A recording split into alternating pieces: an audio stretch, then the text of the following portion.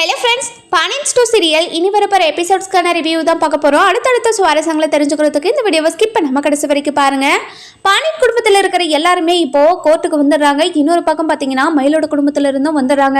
இவங்க ரெண்டு குடும்பத்துக்கிட்டே இருக்கிற நியாயத்தை பற்றி ஜட்ஜு கேட்டுட்ருக்காரு. அதுக்கப்புறம் பாண்டியன் குடும்பத்துக்கு சப்போர்ட்டிவாக முத்துவேலும் சக்திவேலும் அவங்க பக்கம் இருக்கிற நியாயத்தெல்லாம் சொல்கிறாங்க. இதை கேட்ட ஜட்ஜ் இருந்துட்டு பாண்டியன் குடும்பத்துக்கு சப்போர்ட் பண்ணி பேசவும் அவங்களுக்கு எந்த தப்புமே இல்லைன்னு தீர்ப்பு கொடுத்துட்றாங்க. இந்த பக்கம் பார்த்தீங்கன்னா பாக்கியத்துக்கு நெஞ்சே வெடிச்சிருது.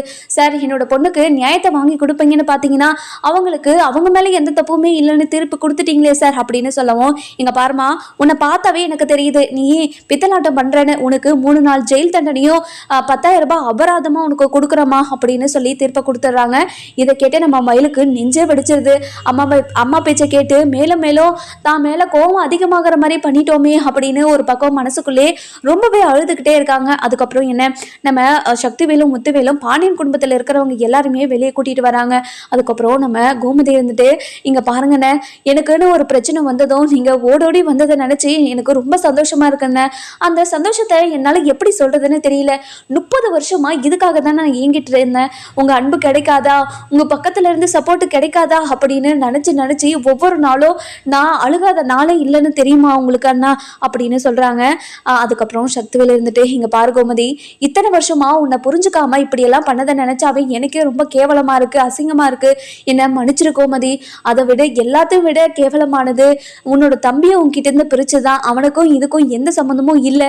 நாங்க தான் பிளான் போட்டு இந்த விஷயத்த பண்ணி பழனியும் உங்களையும் பிரிச்சோம் அப்படின்னு சொல்லிடுறாங்க. இதை கேட்ட நம்ம கோமதிக்கு பயங்கரமா ஷாக் ஆயிடுது.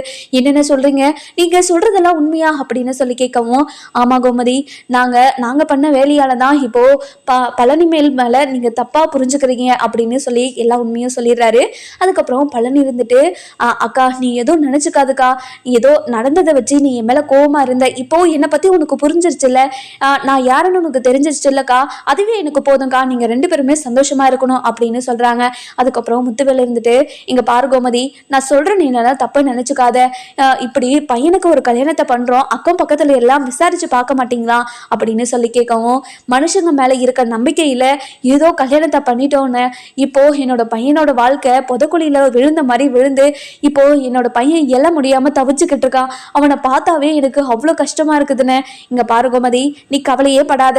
உன்னோட பையனுக்கு ஒரு நல்ல பொண்ணா பார்த்துருக்கேன், நல்ல குடும்பம் தான். நீங்க வேணா உங்க பக்கத்துல விசாரிச்சு பார்த்துக்கோங்க. அந்த பொண்ணு ரொம்ப நல்ல பொண்ணு. இப்போ அந்த பொண்ணுக்கு கிட்ட எல்லாத்தையும் நான் பேசிட்டேன். இப்போ நமக்கு ஒரு கல்யாண கோர்ட்டும் இப்போ டிவோர்ஸும் கொடுத்தாச்சு. இப்போ எதனால நீங்க கல்யாணத்தை பண்ண மாட்டேன்னு சொல்றீங்க அப்படின்னு சொல்லி நம்ம கோமதி கிட்ட முத்துவேல் சொல்லவும், இதை கேட்ட அதாவது கோமதி இருந்துட்டு, இல்லைன்னு சரவணன் என்ன முடிவெடுப்பான்னு எனக்கு தெரியலையே, இப்பதான் ஒரு பிரச்சனையிலேருந்து வெளியே வந்திருக்கான், திரும்ப அதுலேயே அவனை தள்ளி விடுறது எனக்கு சரியா படலைன்னு அப்படின்னு சொல்றாங்க. இங்க பாரு கோமதி, சூடோட சூடு முடிச்சா மட்டும்தான் இப்போ உன்னோட பையனோட வாழ்க்கையே நல்லா இருக்கும். நீ இதை ஆற போட்டு பார்க்கலாம்னு நினைச்சிருந்தானா கண்டிப்பா உன்னோட பையனோட வாழ்க்கை இப்படியே போயிடும். நீ நல்லா யோசிச்சு சொல்லு. இங்க பாருங்க பாண்டியா, இது வரைக்கும் உங்ககிட்ட நான் பேசினதே கிடையாது. உங்க பையன் வாழ்க்கை நல்லா இருக்கணுன்றதுக்காக தான் நான் இந்த விஷயத்த உங்ககிட்ட சொல்றேன். அதுக்கப்புறம் உங்களோட முடிவு அப்படின்னு சொல்லிடுறாங்க. இதை கேட்ட நம்ம பாண்டியன் இருந்துட்டு யோசிச்சு பாக்குறாரு. அதுக்கப்புறம் சக்திவேல் இருந்துட்டு, இங்க பாருங்க பாண்டி, நீங்க கொஞ்ச நாள் யோசிங்க, 2 நாள் உங்களுக்கு டைம் கொடுக்குறேன். நீங்க நல்லா யோசிங்க, யோசிச்சு பார்த்துட்டு அதுக்கப்புறம் பதில் சொல்லுங்க. இப்போ நம்ம வீட்டுக்கு போகலாம் வாங்க அப்படின்னு சொல்லி வீட்டுக்கு கூட்டிட்டு போயிடறாங்க.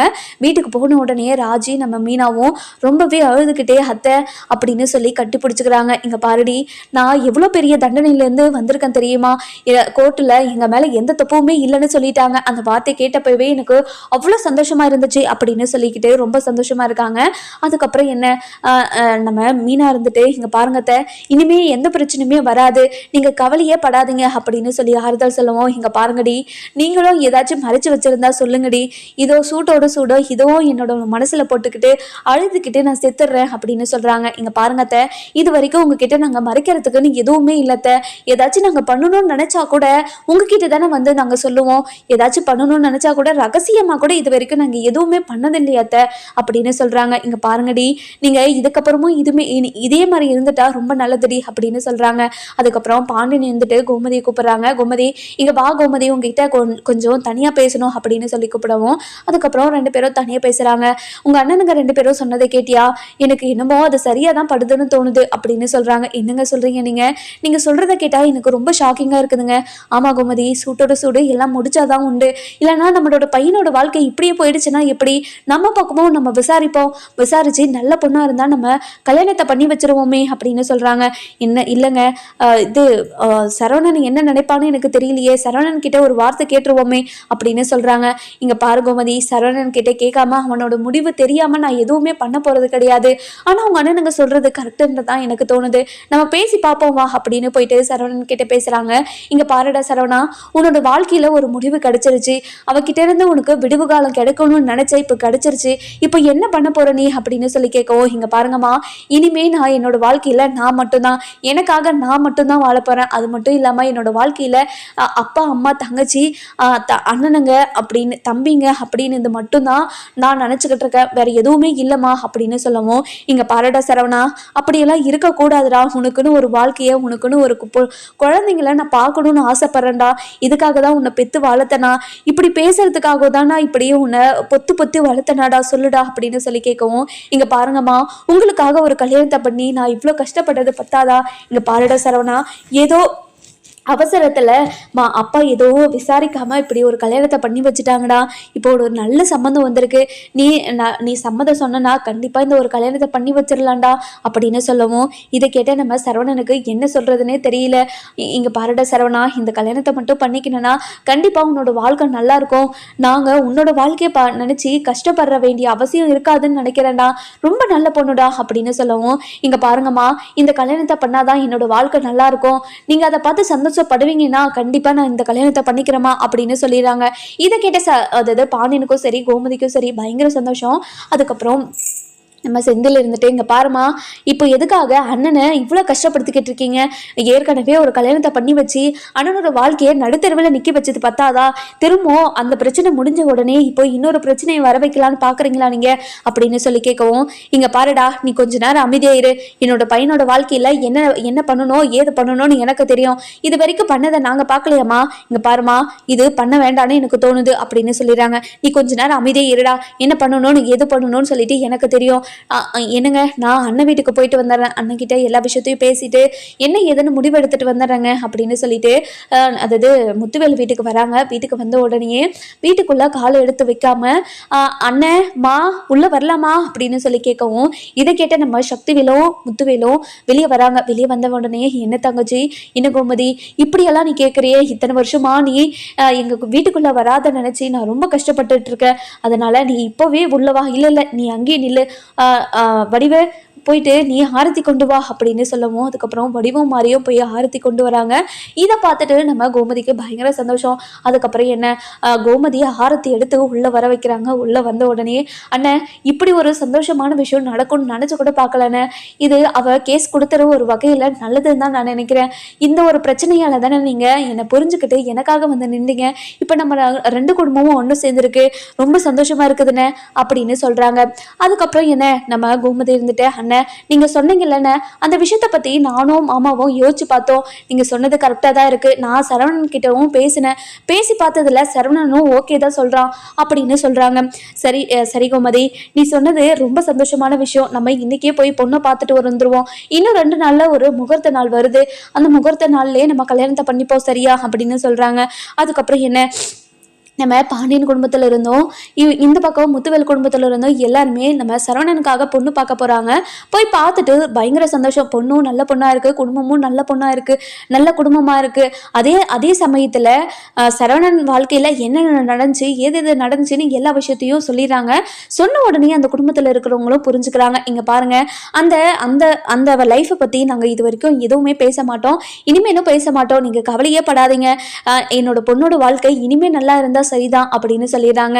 அதுக்கப்புறம் முத்துவேல் இருந்துட்டு, இங்க பாருங்கம்மா, நீங்க கவலையே படாதீங்க, உங்க பொண்ணு அதாவது எங்களோட பையனை கல்யாணம் பண்ணிக்கிட்டா கண்டிப்பா ரொம்ப சந்தோஷமா இருப்பான், கண்டிப்பா ரொம்ப ராணி மாதிரி வச்சு பார்த்துப்பாங்க, நீங்க கவலையே படாதீங்க, நீங்க உங்க பொண்ணு மட்டும் கொடுத்தா போதும், வரதட்சணை நாங்க எதுவுமே எதிர்பார்க்கல, உங்க பொண்ணு படிச்சிருக்கணும்னு நாங்க எதுவுமே நினைக்கல, நீங்களும் எந்த பொய்யுமே சொல்லாம எங்களுக்கு உங்க பொண்ணு கல்யாணம் பண்ணி கொடுத்தா மட்டும் போதும் அப்படின்னு சொல்லிடுறாங்க. இதை கேட்ட நம்ம பொண்ணு வீட்டுக்காரர் இருந்துட்டு இங்கே பாருங்க ஐயா, என்னோட பொண்ணு டிகிரி முடிச்சிருக்கா. அது மட்டும் இல்லாமல் என்னோட பொண்ணுக்கு இப்போது வயசு வந்து 28 ஆகுது. உங்களோட பையனுக்கு எவ்வளோ ஆகுதுனால எங்களுக்கு தெரியாது. என்னோட பையனுக்கும் 28 தான் ஆகுது. ரெண்டு பேருக்குமே ஒரே வயசு தானே, 2 பேருக்கும் செட் ஆகிடும் அப்படின்னு சொல்லி எல்லாத்தையுமே முடிவு பண்ணிடுறாங்க. இங்கே பாருங்கம்மா, இன்னும் 2 நாளில் முகூர்த்த நாள் வருது, அப்போவே கல்யாணத்தை வச்சுக்கலாமா, உங்களுக்கு எதுவும் ஆட்சேபணம் இல்லைல்ல அப்படின்னு சொல்லி கேட்கவும், இங்கே பாருங்க ஐயா, எனக்கு எந்த ஆட்சேபனையும் இல்லை, என்னோட பொண்ணோட வாழ்க்கை நல்லா இருந்தால் மட்டும் போதும் அப்படின்னு சொல்லி கல்யாணத்தை ஏற்பாடு பண்ணிடுறாங்க. அதுக்கப்புறம் என்ன, இன்னொரு பக்கம் பார்த்தீங்கன்னா நம்ம பாக்கியம் இருந்துட்டு தன்னோட பொண்ணோட வாழ்க்கையை தானே அழிச்சிட்டோமே அப்படின்னு நினைச்சு ரொம்ப ஃபீல் பண்ணிக்கிட்டு இருக்காங்க. அவங்க கிட்ட பேசி கொஞ்ச நாள் வெயிட் பண்ணிக்கிட்டு இருந்தா கண்டிப்பா நம்மளோட பொண்ணோட வாழ்க்கை நல்லா இருந்திருக்குமோ, பொய் எதுவும் சொல்லாம கல்யாணம் பண்ணி கொடுத்துருந்தா நம்ம பொண்ணு சந்தோஷமா வாழ்ந்திருப்பாளோ அப்படின்னு ரொம்பவே ஃபீல் பண்ணிக்கிட்டு இருக்காங்க. அதுக்கப்புறம் மாணிக்கம் எவ்வளவோ ட்ரை பண்ணி நம்ம ஏதோ ஒரு வழியில இப்போ பாக்கியத்தை ஜெயில இருந்து வீட்டுக்கு கூட்டிட்டு வராங்க. வீட்டுக்கு கூட்டிட்டு வந்த உடனே நம்ம மயில் இருக்கிற நிலைமையை பார்த்துட்டு பயங்கரமா ஷாக் ஆயிடுறாங்க. என் மயிலே இங்கே பாரு மயிலே அப்படின்னுறாங்க. இங்கே பாருமா, நீ என்னோட அம்மாவே கிடையாது, உன்கிட்ட பேசணும்னு நினைக்கவே இல்லை. இங்கே பாரு, என்கிட்ட பேசி சும்மா வாங்கி கட்டிக்காத, நீ ஃபஸ்ட்டு இங்கேருந்து கிளம்பிடு அப்படின்னு சொல்கிறாங்க. இங்கே பாரு மயிலே, உன்னோட வாழ்க்கை நல்லா இருக்கணுன்றதுக்காக தான் இப்படி ஒரு வாழ்க்கையை உனக்கு அமைச்சு கொடுத்துட்ட மயிலே, நான் பண்ணது தப்புன்னு இப்போ எனக்கு புரிஞ்சிருச்சு, என்னை மன்னிச்சிரு மயிலே அப்படின்னு சொல்லி நான் ரொம்பவே கையெடுத்து கும்பிட்றாங்க. இங்கே பாருமா, உன்கிட்ட நான் ஏற்கனவே சொல்லியிருக்கேன்ல இந்த மாதிரி பண்ணாதன்னு, அதுவும் கேஸ் கொடுக்கறதுக்கு முன்னாடியே உங்ககிட்ட நான் சொன்னனா இல்லையா, கேஸ் கொடுக்கறதுனால அந்த குடும்பத்தில் இருக்கிறவங்க மனசெல்லாம் மாறிடுமா அப்படின்னு நான் கேட்டனா இல்லையாமா. ஆனால் நீ என்ன சொன்ன, இப்படி ஒரு கேவலமான விஷயத்த உனக்கு பண்ணுறதுக்கு எப்படிமா மனசு வந்துச்சு? எல்லா அப்பா அம்மாவும் தன்னோட பசங்களோட வாழ்க்கை நல்லா இருக்கணுன்றதுக்காக என்னென்னமோ பண்ணுறாங்க. ஆனால் நீ ஒரு பொண்ணோட வாழ்க்கையை இப்படி கெடுத்து வச்சிருக்கியம்மா, இப்போ என்னோட வாழ்க்கை என்ன ஆகிறது, நான் என்ன பண்ணுவேன் இனிமே அப்படின்னு பயங்கர அழுக. அதுக்கப்புறம் என்ன, யாரோ ஒருத்தர் மூலியமா நம்ம மாணிக்கத்துக்கு இந்த விஷயம் தெரிய வருது. அதாவது சரவணனுக்கு இன்னொரு வாழ்க்கையை அமைக்கிறாங்கன்றது தெரிய வருது. தெரிய வந்த உடனே பயங்கர ஷாக்கு நம்ம மாணிக்கம் வந்துட்டு அது தெரிஞ்ச உடனே குடுகுடுன்னு ஓடி வராங்க. ஓடி வந்த உடனே நம்ம பாக்கியம் இருந்துட்டு, என்னையா எதுக்காக இப்படி ஓடி வந்துகிட்டு இருக்க அப்படின்னு சொல்லி கேட்கவும், இங்க பாரு பாக்கியம், உனக்கு ஒரு விஷயம் தெரியுமா அப்படின்னு சொல்லி கேட்கவும், என்னையா விஷயம் அப்படின்னு சொல்லி கேட்குறாங்க. இங்க பாரு பாக்கியம், சரவணன் மாப்பிள்ளைக்கு இன்னொரு கல்யாணத்தை ஏற்பாடு பண்ணியிருக்காங்களாம், நாளைக்கே அவங்களுக்கு கல்யாணம் நடக்க போகுதான் அப்படின்னு சொல்றாங்க. இதை கேட்ட மயிலுக்கு நெஞ்சே வெடிச்சிருது. அப்பா என்னப்பா சொல்றீங்க, என்ன விட்டுட்டு இன்னொரு கல்யாணம் பண்ணிக்கிறாரா அவரு அப்படின்னு சொல்லி கேட்குறாங்க. ஆமாம் மயிலு, இப்போதான் ஒருத்தர் எனக்கு சொன்ன உடனே எனக்கு ரொம்ப ஷாக் ஆயிடுச்சு. மாப்பிள்ளை இப்படி ஒரு முடிவு இவ்வளோ சீக்கிரமாக எடுப்பாருன்னு நான் நினச்சி கூட பார்க்கல. அதுவும் அவங்க அண்ணன் குடும்பத்தில் இருக்கிறவங்க தான் பார்த்தாங்களாம் பொண்ணு அப்படின்னு சொல்லிடுறாங்க. இதை கேட்ட நம்ம மயிலுக்கு என்ன பண்ணுறதுனே தெரியல, அப்படியே தலைகால் புரியாமல் இருக்காங்க. அதுக்கப்புறம் இங்கே பாருமா, இந்த கல்யாணத்தை எப்படியாவது நிறுத்தி ஆகணும், என்னோட மாமா யாருக்காகவும் சொந்தம் ஆகக்கூடாது, என்னோட மாமா எனக்கு மட்டும்தான், நான் யாருக்கும் சொந்தம் ஆக விட மாட்டேன் அப்படின்னு சொல்லி புலம்பிக்கிட்டே இருக்காங்க. இங்கே பாரு மயிலு, நீ கவலைப்படாத, இந்த கல்யாணத்தை எப்படி நிறுத்தி உன்னோட வாழ்க்கையை நான் சரி பண்ற, நீ கவலைப்படாதம்மா, நீ இனிமே என்னோட வாழ்க்கையை சரி பண்ற, நீ எதுவுமே பண்ண தேவையில்ல, நீ என்னோட வாழ்க்கையில சரி பண்ணதெல்லாம் போதும், நீ சரி பண்ணதுனால தானே என்னோட வாழ்க்கை இந்த நிலைமையில இருக்குது, பாத்தியா என்னோட வாழ்க்கை இந்த நிலைமையில இருக்கிறத பாத்தியா அப்படின்னு சொல்லி பயங்கர அழுக. அதுக்கப்புறம் சுடர் இருந்துட்டு, அக்கா அழுகாதீங்கக்கா, கண்டிப்பா உங்களோட வாழ்க்கை சரியாயிடுங்கா. எப்படி சரியாகும், நாளைக்கு கல்யாணம்னு சொல்றாங்கடி, எப்படி இவ்வளவு சீக்கிரமா என்னை மறந்துட்டு இன்னொரு கல்யாணத்துக்கு ரெடியானாரு மாமா, அப்படிலாம் பண்ற ஆளே கிடையாது. அவங்க வீட்டில் இருக்கிறவங்க எல்லாருமே மாமா கிட்ட ஏதாச்சும் பேசிதான் இதை பண்ண வச்சிருப்பாங்க. நான் போயிட்டு மாமா கிட்ட பேசணும்னா மாமாவோட மனசு மாறிடும், அதனால நான் மாமா கிட்ட பேசணும் போயிட்டு அப்படின்னு சொல்றாங்க. இங்க பாருடி, இந்நேரத்துக்கு போயிட்டு நம்ம பேசக்கூடாது, நைட் ஆயிடுச்சுல்ல, அதனால நம்ம காலையில போயிட்டு பேசலானே. இங்க பாருமா, காலையில போய் பேசினா காலையிலக்குள்ள மாமாக்கு கல்யாணம் ஆகி முடிஞ்சிருந்தா என்னமா பண்றது, அதெல்லாம் எனக்கு தெரியாது, நான் இப்பவே போயிட்டு நான் மாமா கிட்ட பேச போறேன். இங்க பாரு மயிலு, நீ கவலைப்படாத, கண்டிப்பா கல்யாணம் நடக்காது, நம்ம போய் காலையில பேசிக்கலாம், கொஞ்ச நேரம் அமைதியா இரு மயிலு அப்படின்றாங்க. மா, நீ அமைதியா இருன்னு என்ன சொல்லிதாமா நான் இந்த நிலைமைக்கு கொண்டு வந்துட்டேன். நான் எத்தனையும் ஒரு உன்கிட்ட சொன்னேன் இல்லையா, இந்த பொய்யெல்லாம் சொல்ல வேண்டாம், எல்லா உண்மையும் எல்லாருக்கிட்டையும் சொல்லிடுறேன்னு சொல்லிட்டு எல்லாருக்கிட்டையும் சொன்னா இல்லையாம்மா, உன்கிட்ட எத்தனையோ முறை நான் கேட்டிருக்கேன், ஆனால் நீ என்ன சொன்ன, அதை சொன்னா உன்னோட வாழ்க்கை போயிடும், அப்போ அது இதுன்னு எதையோ சொல்லி என்னை ஏமாற்றி இப்படி ஒரு வேலையை பண்ண வச்சிட்டேம்மா, இப்போ என்னோட வாழ்க்கையை நான் எப்படி காப்பாற்றிப்பேன், எனக்கு ஒன்றுமே தெரியலையே, கடவுளே என்னோட வாழ்க்கையை எப்படியாச்சும் காப்பாற்றி கொடு அப்படின்னு சொல்லி கடவுள்கிட்ட வேண்டவும், இன்னொரு பக்கம் பார்த்தீங்கன்னா நம்ம சரவணனுக்கு ஒன்றுமே புரியல. இன்னொரு கல்யாணம், அதாவது ஒரு கல்யாணத்தை தப்பிச்சு இன்னொரு கல்யாணத்துக்கு வரவுமே அந்த வாழ்க்கையாச்சும் நமக்கு நல்லா இருக்குமா, நமக்கு உண்மையாக இருப்பாங்களா அப்படின்னு நிறைய யோசனை. அதுக்கப்புறம் செந்திலும் கதிரும் வராங்க. என்னென்ன இந்த கல்யாணத்தில் உனக்கு சம்மதம், உனக்கு முழு சம்மதம் இருக்கிறதுனால தான் இந்த கல்யாணம் நடக்குதா, உன்னோட மனசில் இருக்கிறத எதா இருந்தாலும் சொல்லுங்கண்ணே, இந்த கல்யாணத்தை பிடிக்காமலாம் பண்ணக்கூடாதுண்ணே, கல்யாணன்றது நம்ம வாழ்க்கை ஃபுல்லாக நம்ம வாழ போகிறதுண்ணே, அதனால் உன்னோட முடிவாக மட்டும்தான் இருக்கணும், நீ மற்றவங்க பேச்சை கேட்டுட்டு உன்னோட வாழ்க்கையை நீ கெடுத்துக்காதுண்ணே அப்படின்னு சொல்கிறாங்க. இங்கே பாருடா சரவண், இங்கே பாருடா செந்தில், நான் இது எவ்வளவோ கஷ்டப்பட்டுட்டேன் என்னோட வாழ்க்கையில், இனிமேலும் கஷ்டப்படுறதுக்கு எதுவுமே இல்லைல்ல, எதுக்காக நான் மற்றவங்கள கஷ்டப்படுத்திக்கிட்டு இருக்கணும், என்னோடய வாழ்க்கையில் எல்லாமே முடிஞ்சிருச்சு, மற்றவங்களுக்காக இனிமேல் வாழணும்னு நினச்சிட்டேன், அதனால் அப்பாவும் அம்மாவும் சந்தோஷமாக இருக்கிறதுக்காக இந்த வாழ்க்கையை நான் ஏற்றுக்கலான்னு இருக்கேன்டா அப்படின்றாங்க. இங்கே பாருங்க, மற்றவங்களுக்காக உன்னோட வாழ்க்கையை நீ அழிச்சுக்காதுன்னு, வாழ்க்கை ஃபுல்லாக நீ மட்டும்தானே வாழ போகிற. இங்கே பாருடா செந்தில், இங்கே பாரு கதிர், ரெண்டு பேருமே கேட்டுக்கோங்க, இனிமே எனக்கு இப்போது அமையிற போகிற வாழ்க்கை எப்படியா இருந்தாலும் நான் அதை ஏற்றுக்க தான் போகிறேன், இனிமேல் எந்த கஷ்டமாக இருந்தாலும் நான் அதை ஃபேஸ் பண்ண தான் போகிறேன், இனிமேல் அப்பாவுக்கும் அம்மாக்கும் எந்த ஒரு கஷ்டத்தையும் கொடுக்க மாட்டேன், அப்பாவும் அம்மாவும் ஜெயிலுக்கு போயிட்டு எவ்வளோ கஷ்டப்பட்டாங்கன்னு எவ்வளோ வருத்தப்பட்டாங்கன்னு அவங்க அங்கே இருக்கும்போது தான் எனக்கு தெரிஞ்சது, அதனால் இனிமேல் யாரையும் கஷ்டப்படுத்தாமல் நான் இந்த கல்யாணத்தை பண்ண போகிறேன் அப்படின்னு சொல்லிடுறாங்க. அதுக்கப்புறம் என்ன, நம்ம செந்திலுக்கும் கதிருக்கும் ஒன்றுமே புரிய மாட்டேங்குது. அதுக்கப்புறம் மீனாவும் ராஜும் கதிர்கிட்டையும் நம்ம செந்தில்கிட்டையும் வந்து என்ன சொல்கிறாரு மாமா அப்படின்னு சொல்லி கேட்கவும், அதுக்கப்புறம் நம்ம கதிர் இருந்துட்டு, இங்கே பாருங்க, பாரு ராஜி, அண்ணன் ரொம்ப மனசு வருத்தத்தில் இருக்குது, மனசு முழுக்க ஏதோ ஒரு கஷ்டத்தில் தான் இருக்குது, ஆனால் அப்பாவும் அம்மாவும் சந்தோஷத்துக்காக தான் இப்படி ஒரு கல்யாணத்துக்கு ஓகே சொல்லியிருக்கு, அதுவும் அண்ணனோட வாழ்க்கை இந்த கல்யாணத்தில் நல்லா, அதாவது சந்தோஷமாக இருந்தால் ஓகே தான், ஆனால் அண்ணனோட வாழ்க்கை திரும்ப முன்ன மாதிரியே இருந்தால் என்ன பண்ணுறது, இங்கே பாருங்கள், அவங்களும் மயிலக்கா மாதிரி இருப்பாங்கன்னு நீங்கள் எப்படி நம்புறீங்க, இந்த கல்யாணத்தால் மாமாவோட வாழ்க்கை நல்லா கூட இருக்கலாம் இல்லையா, நீங்கள் எதுக்காக இப்படியெல்லாம் யோசிச்சுக்கிட்டே இருக்காங்க, எல்லாம் நல்லதுக்கே நடக்கும், எல்லாம் நல்லதுக்கே நினச்சி நீங்கள் கொஞ்சம் அமைதி இருங்க, இந்த கல்யாணம் நடக்கட்டும், நடந்து கொஞ்ச நாள் ஆனதுக்கப்புறம் கண்டிப்பாக அவங்க சந்தோஷமாக வாழ்கிறாங்களா இல்லையான்னு நமக்கு தெரியும்ல அப்படின்னு சொல்லிடுறாங்க. அதுக்கப்புறம் பொண்ணு வீட்டில் இருந்து எல்லாருமே மாப்பிள்ளை வீட்டுக்கு வந்துடுறாங்க. கல்யாணத்துக்கான எல்லா ஏற்பாடுமே ஆர்ப்பாட்டமாக நடந்துட்டுருக்கு. இந்த பக்கம் பார்த்தீங்கன்னா நம்ம குமார் வந்துட்டு அரசுக்கிட்ட வந்து, என்ன அரசி நல்லா இருக்கியா அப்படின்னு சொல்லி கேட்கவும், இங்கே பாரு, நம்ம ரெண்டு குடும்பமும் ஒன்று சேர்ந்துருச்சுன்றதுக்காக என்கிட்ட வந்து அட்வான்டேஜாக பேசுகிற வேலையெல்லாம் வச்சுக்காத, உன்னை பார்த்தாவே எனக்கு அவ்வளோ எரிச்சலாக இருக்குது, உன் மேலே இருக்கிற கோவம் என்றைக்குமே எனக்கு போகவே போகாது அப்படின்னு சொல்கிறாங்க. இங்கே பாரு அரசி, உன்னோட வாழ்க்கையில் நான் ரொம்ப உன்னை கஷ்டப்படுத்திட்டேன், உன்னை ரொம்ப காயப்படுத்திருக்கேன், எனக்கு புரியுது, மன்னிக்க முடியாத தப்பை தான் நான் பண்ணியிருக்கேன்,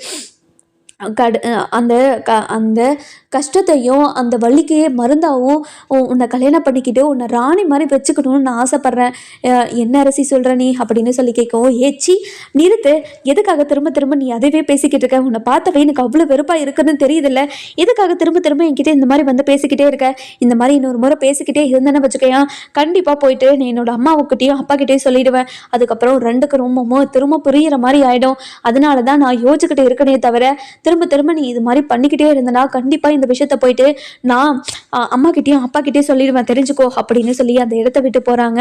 அதுக்கப்புறம் ராஜு இருந்துட்டு இதை பார்த்துறாங்க. பார்த்த உடனே அரசிக்கிட்ட போயிட்டு, அரசியம்மா என்னம்மா சொன்னா குமார் அப்படின்னு சொல்லி கேட்கவும், இங்கே பாருங்க, நீ உங்கள் அண்ணன்கிட்ட சொல்லி வைங்க, சும்மா சும்மா என்னை வந்து என்கிட்ட வம்பு பண்ணிக்கிட்டே இருக்காரு அப்படின்னு சொல்லவும், இங்கே பாரு ராஜுமா, நீ கவலைப்படாத, நான் அண்ணன்கிட்ட பேசுகிறேன், அண்ணன்கிட்ட பேசி இனிமேல் உங்ககிட்ட எந்த பிரச்சனைக்கும் வராதபடி நான் சொல்லி வைக்கிறேன் அப்படின்னு சொல்லிடுறாங்க. அதுக்கப்புறம் என்ன, நம்ம கோமதி வந்துட்டு என்ன ராஜி என்ன பேசிக்கிட்டு இருக்க அப்படின்னு சொல்லி கேட்கவும், இல்லத்த சும்மா தான் பேசிக்கிட்டு இருக்கோம் அப்படின்னு சொல்லிடுறாங்க. அதுக்கப்புறம் முத்துவேலு, சக்திவேலு, வடிவு, மாரி, காந்திமதின்னு எல்லாருமே நம்ம பாண்டியன் குடும்பத்தில் தான் இருக்காங்க, அதாவது பாண்டியன் வீட்டில். அதுக்கப்புறம் பாண்டியனும் நம்ம முத்துவேலு, சக்திவேலு, குமாரி இவங்க எல்லாருமே நின்று பேசிக்கிட்டு இருக்காங்க. அதுக்கப்புறம் இவங்க எல்லாருமே பேசிக்கிட்டு இருக்கிறத பார்த்தேன் நம்ம கோமதிக்கு பயங்கர சந்தோஷம். 30 வருஷமா இதுக்காக தானே நான் ஏங்கிக்கிட்டு இருந்தேன், இப்படி ஒரு விஷயம் நடக்கணும் நான் கனவுல கூட நினச்சி பார்க்கல, ரொம்ப சந்தோஷமா இருக்குது அப்படின்னு அப்படி பேசிக்கிட்டே இருக்காங்க. அதுக்கப்புறம் பழனி வந்துட்டு, என்னக்கா இப்படி ஒரு விஷயம் நடக்குதுன்னு நம்ப முடியலையா உன்னால, என்னால் கூட நம்பவே முடியல, அண்ணனுங்க இவ்வளோ சீக்கிரமாக மனசு மாறுவாங்கன்னு நினச்சி கூட பார்க்கல, அண்ணனுங்க இவ்வளோ சீக்கிரமாக மனசு மாறி சரவணனுக்கு ஒரு நல்ல வாழ்க்கையை அமைச்சு கொடுக்கணும்னு நினச்சிருக்காங்க, இதெல்லாம் பார்த்தாவே எனக்கு அவ்வளோ சந்தோஷமாக இருக்குதுக்கா, இனிமேலும் நம்ம குடும்பம் இப்படி பெரியாமல் ரெண்டு குடும்பம் சந்தோஷமாக இருந்தாவே போதும் எனக்கு அப்படின்னு சொல்லிக்கிட்டு இருக்காங்க. அந்த நேரம் பார்த்து நம்ம சரவணன் வந்துட்டு ஒரு மாதிரியா உட்காந்துக்கிட்டு இருக்கவும் நம்ம பழனி போயிட்டு, டே சரவணா என்ன ஆச்சுடா அப்படின்னு சொல்லி கேட்கவும், இங்க பாருங்க மாமா, இந்த கல்யாணத்துல என்னோட வாழ்க்கையில ஏதாச்சும் பிரச்சனை வந்துருமோன்னு எனக்கு பயமா இருக்கு மாமா. இனிமேலும் என்னோட குடும்பத்துல இருக்கிறவங்கள என்னால கஷ்டப்படுத்த முடியாது. என்னால போலீஸ் ஸ்டேஷனுக்கு வரையும் போயிட்டு வந்துட்டாங்க. இனிமேலும் அவங்க எதுவுமே கஷ்டப்படக்கூடாது அப்படின்னு நினைச்சு ரொம்பவே ஃபீல் பண்ணிக்கிட்டு இருக்காங்க. இங்க பாருடா சரவணா, நீ கவலையே படாத. அந்த பொண்ணு ரொம்ப நல்ல பொண்ணு. குடும்பத்துல இருக்கிறவங்கள எல்லாரையும் ரொம்ப நல்லா பார்த்துக்கும். அதே மாதிரி எந்த பொய்யுமே சொல்லாது. நானும் அந்த பொண்ணை சின்ன வயசுல இருந்து பார்த்துட்டு தான் இருக்கிறேன். நான் பார்த்து வளர்ந்த பொண்ணுடா அது. கண்டிப்பா உனக்கு எந்த துரோகமும் பண்ண மாட்டா. நீ கவலைப்படாத. ஏற்கனவே நடந்த துரோகத்தை நினைச்சு தானே நீ கல்யாணம் பண்ணிக்கிறதுக்கே யோசிக்கிற. கண்டிப்பா அந்த பொண்ணு உனக்கு துரோகம் பண்ணவே பண்ணாது. நீ கவலையே படாத. உன்னோட வாழ்க்கையில நடந்த எல்லா விஷயமும் அந்த பொண்ணுக்கு தெரிஞ்சு தானே கல்யாணம் பண்ணுது. இதுக்கப்புறமும் என்ன, எனக்கு அதுதான் மாமா எனக்கு பயமா இருக்கு. இவ்வளோ நடந்தும் இவ்வளோ பிரச்சனை நடந்திருக்கு அப்படின்னு சொல்லி ஒரு பொண்ணு என்னை கல்யாணம் பண்ணுறதுக்கு ஒத்துக்குதுன்னா அந்த பொண்ணோட வாழ்க்கையில ஏதோ அதை விட பெருசா நடந்திருக்குன்னு எனக்கு தோணுது மாமா அப்படின்னு சொல்றாங்க. என்னடா என்னடா என்னென்ன மாப்பிள்ள சொல்ற, நீ சொல்றத கேட்டா என்னால ரொம்ப ரொம்ப ஷாக்கிங்கா இருக்கு அப்படின்னு சொல்லவும், இதை கேட்ட நம்ம சரவணன் இருந்துட்டு, இங்க பாருங்க மாமா, அப்படி எதுவும் இல்லைன்னா ரொம்ப சந்தோஷம்தான். ஆனா அப்படி ஏதாச்சும் ஒரு ரகசியம் இருந்து அதை மறைச்சு நமக்கு கல்யாணம் பண்ணி வச்சா என்னென்ன பண்றது, என்ன மாமா பண்றது அப்படின்னு சொல்லவும், இங்க பாரு சரவணா, நான் நல்லா விசாரிச்சேன். அப்படி எதுவும் இல்லை. அப்படி ஏதாச்சும் இருந்தா நம்ம அப்புறமா பார்த்துக்கலாம்டா. நீ நம்பி கல்யாணம் பண்ணு. இங்க பாருங்க மாமா, எனக்கு யார் மேலேயும் நம்பிக்கை வரவே மாட்டேங்குது. நான் என்ன பண்ணுவேன் அப்படின்னு சொல்லி பேசிக்கிட்டு இருக்காங்க. இங்க பாருட சரவணா, நாளைக்கு காலையில கல்யாணத்தை வச்சுக்கிட்டு ஏன்டா இப்படிலாம் பேசிக்கிட்டு இருக்க? நீ கவலைப்படாம போயிட்டு கொஞ்ச நேரம் ரெஸ்ட் எடுடா. அதுக்கப்புறம் காலையில கொஞ்சம் சீக்கிரமா எழணும். அதனால நீ போய் இப்பவே தூங்க ஆரம்பிச்சாதான் உண்டு. நீ போய் தூங்கு, எதை பற்றியும் யோசிக்காத அப்படின்னு நம்ம சரவணனை தூங்க வச்சிடுறாங்க. இன்னொரு பக்கம் பார்த்தீங்கன்னா நம்ம மயிலு சரவணனை நினச்சி ரொம்பவே அழுதுகிட்டே இருக்காங்க. இது வரைக்கும் நான் பண்ணதெல்லாம் தப்புக்காக நான் இந்த தப்பெல்லாம் உணர்ந்து நான் மன்னிப்பு கேட்குறேன். அவங்க என்னென்னலாம் சொல்கிறாங்களோ நான் எல்லாத்தையும் கேட்டுக்கிறேன். அந்த வீட்டில் ஒரு மூலையில் இருந்தாலும் சரி, மாமா எனக்காக மட்டும்தான் இருக்கணும், மாமா யாருக்கும் சொந்தம் ஆகக்கூடாது அப்படின்னு யோசிச்சுக்கிட்டே இருக்காங்க. அதுக்கப்புறம் அடுத்த நாள் காலையில் ஆன உடனே நம்ம பாக்கியமும் நம்ம மயிலும் முதல் வேலையா பாண்டியன் குடும்பத்துக்கு அந்த கல்யாணத்துக்கு போறாங்க. போன உடனேயே நம்ம சரவணனும் அந்த பொண்ணும் மணமேடையில் இருக்கிறத பார்த்த உடனே நம்ம மயிலுக்கு பயங்கரமாக ஷாக் ஆயிடுது. ஐயோ மாமா, என்ன பண்ணிக்கிட்டு இருக்கீங்க நீங்கள் என்ன தவிர நீங்கள் யாரும் கல்யாணம் பண்ணவே கூடாது மாமா. எனக்கு எதுக்காக மாமா துரோகம் பண்ணுறீங்க? முதல்ல எழுந்து வாங்க மாமா, ப்ளீஸ் மாமா அப்படின்னு சொல்லி கெஞ்சவும், இதை கேட்டே நம்ம சரவணனுக்கு பயங்கர கோவம் வந்துடுது.